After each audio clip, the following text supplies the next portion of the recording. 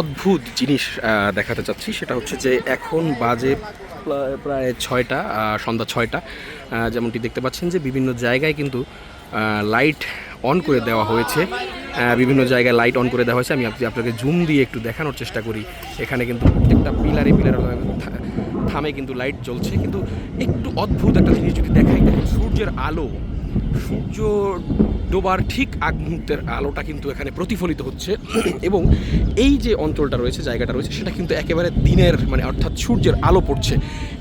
এই ব্যাপারটা কিন্তু এই টাইমে অর্থাৎ বাংলাদেশ সময় এখন 6টা প্লাস, এই সময়টাতে কিন্তু সচরাচর এই বিষয়টা দেখা যায় না। তো আপনাদেরকে দেখানোর চেষ্টা করছি।